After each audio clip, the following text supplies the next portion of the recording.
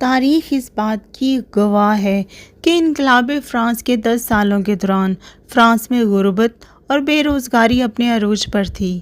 صرف پیرس شہر میں 6 لاکھ سے زیادہ فقیر تھے جو ہر راہ چلتے ہوئے صاحب حیثیت شخص کا گریبان پکڑ لیتے تھے۔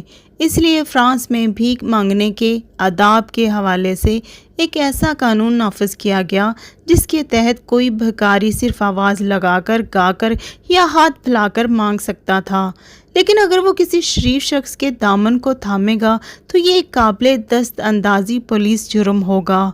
مورخین کہتے ہیں کہ یہ قانون بھوکے ننگے عوام کی عزت نفس پر پہلا بڑا حملہ تھا جسے انہوں نے کچھ دیر تو اپنی بے بسی کی وجہ سے برداشت کر لیا۔ اس قانون کے تحت پیرس سے 50,000 فقیروں کو پکڑ کر جیل بھیج دیا گیا۔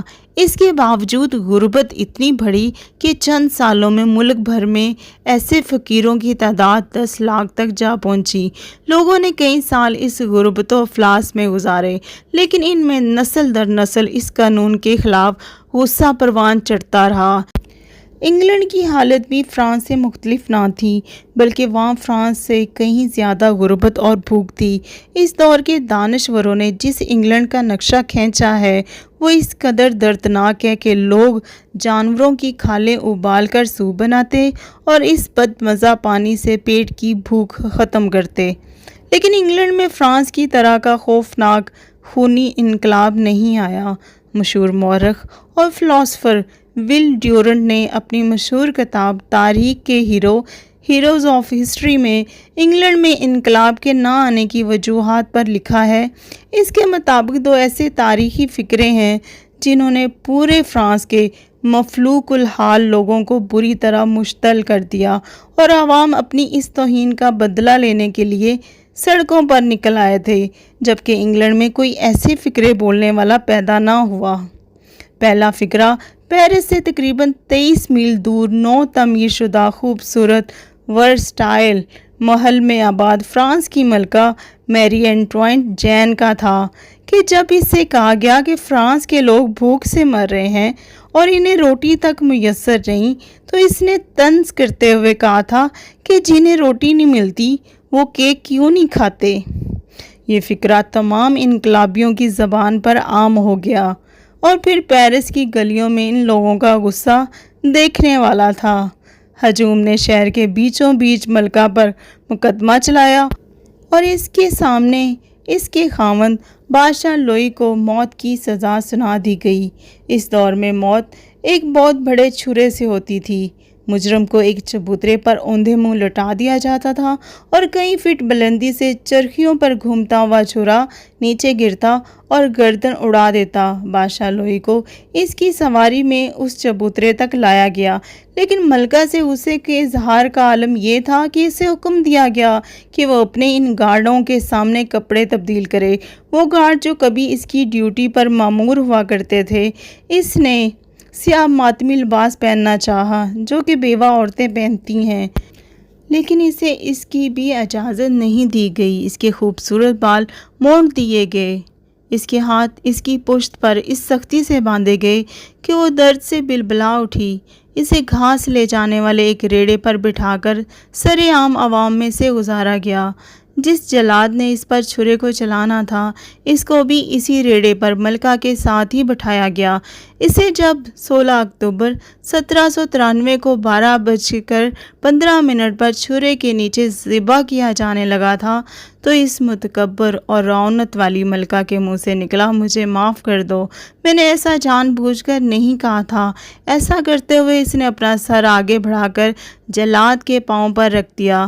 بہت بڑا چھرا لہراتا ہوا آیا اور ملکہ کا سر تن سے جدا ہو گیا۔ اس کے جسم کو اٹھا کر ایک گمنام گڑھے میں پھینک دیا گیا، کیونکہ انقلاب کے ہنگاموں میں اتنے لوگ مارے جا چکے تھے کہ قبرستانوں پر تالے لگ چکے تھے۔ لوگ دیر تک اس کے سر سے فٹ بال کھیلتے رہے۔ دوسرا کردار بھی اسی فرانس کا ایک جرنیل روحان تھا۔ بادشاہ نے جب اس کی ذمہ داری لگائی کہ وہ عوامی بغاوت کو کچلے تو لاتعداد لوگوں نے اسے گھیر لیا اور پکار کر فریاد کی کہ ہمیں مت مارو، ہم تو بس بھوکے ہیں، ہم نے کئی دن سے کھانا نہیں کھایا۔ اس نے رعونت سے پوچھا، کیوں نہیں کھایا؟ تو لوگوں نے جواب دیا، کچھ کھانے کو میسر ہی نہیں۔ روحان نے تن سے کہا، پیرس شہر میں اتنی گھاس ہے، تم گھاس کیوں نہیں کھاتے؟ جب اس جرنیل کو اس بڑے چھرے کے نیچے ذبح کرنے کے لیے لایا جا رہا تھا تو لوگوں نے پہلے اس کو سب کے سامنے گھاس کھانے پر مجبور کیا اور پھر اس کے منہ کو گھاس سے بھر کر اسے اوندھے منہ لٹایا گیا اور پھر اس کے سر کو تن سے جدا کر دیا گیا۔ ول ڈیورنٹ لکھتا ہے کہ لوگ 10 سال سے بھوک برداشت کر رہے تھے، غربت میں زندگی گزار رہے تھے، تھوڑے بہت ہنگامے بھی چلتے تھے، لوٹ مار بھی ہوتی تھی، لیکن پھر شام کو تھک ہار کر خاموشی سے سو جاتے تھے۔ لیکن ملکہ کے اس فکرے سے ہونے والی توہین نے عوام میں آگ لگا دی۔ اس کے بعد ہوا یہ کہ لوگ ہر صاحب حیثیت کو بھی ملکہ کا ساتھی اور غریبوں کا مذاق اڑانے والا مجرم سمجھنے لگے۔ ہجوم کسی شخص کو سڑک پر روکتا، اس کے ہاتھ دیکھتا، اگر وہ نرم ہوتے تو اس کی گردن اڑا دی جاتی۔ اس طرح کسی شخص کے کالروں پر اگر میل کی تہ نہ ہوتی تو اسے بھی قتل کر دیا جاتا۔ کل جب میں لاہور میں لوگوں کے بے پناہ ہجوم کو دیکھ رہی تھی تو ان میں ہر نسل، عمر اور مرتبے اور حیثیت کے لوگ شامل تھے۔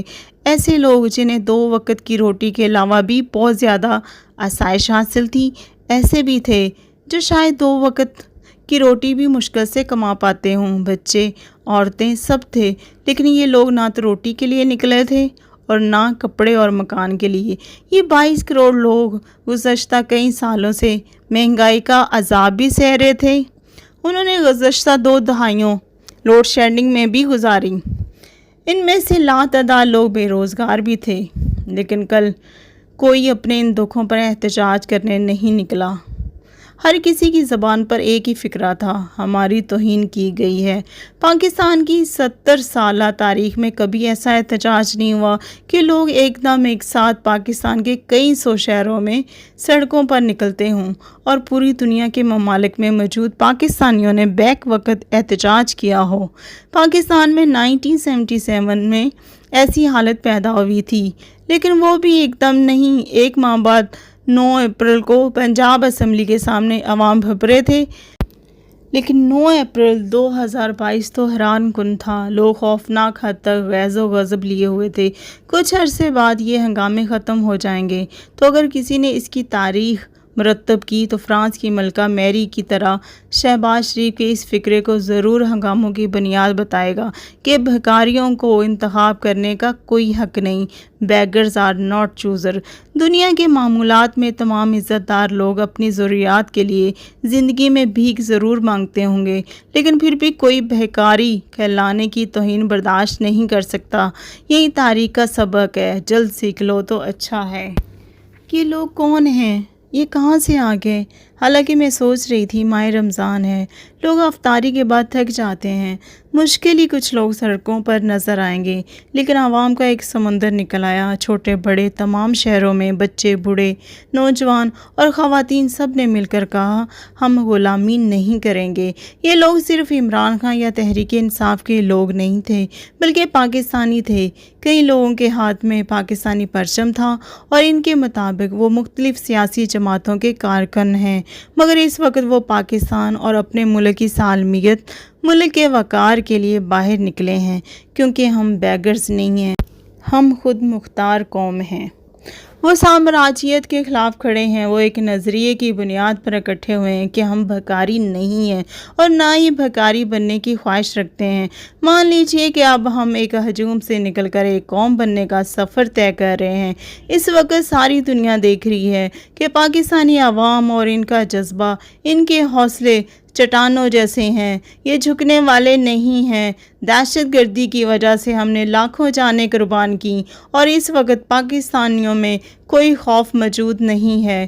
مان لیجئے کہ لا الہ الا اللہ کا نعرہ بلند کرنے والے عمران خان پر کرم ہے، اور بقول اشفاق احمد، جس پر کرم ہو اس سے کبھی بھی پنگا مت لینا۔ کراچی شہر میں عوام کا جمع غفیر کسی معجزے یا انقلاب سے کم نہیں، کیونکہ وہاں تو پی پی اقتدار میں ہے، لیکن اتنی عوام کے باہر نکلنے کا مطلب صاف ہے کہ وہاں بھی انقلاب آ گیا ہے۔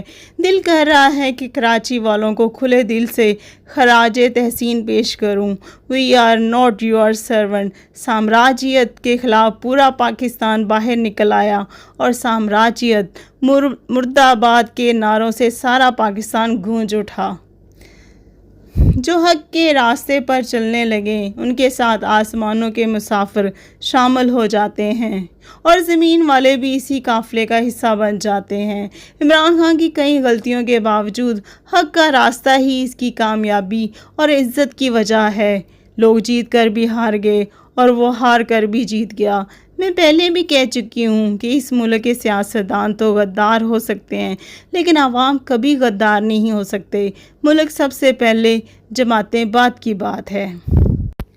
امپورٹڈ حکومت نامنظور۔ 1 کروڑ سے زیادہ لوگ عمران خان کے حق میں سڑکوں پر تھے۔ عمران خان کی سپورٹ اور زیادہ بڑھ گئی ہے اور اس کے نئے ووٹرز پیدا ہوئے ہیں۔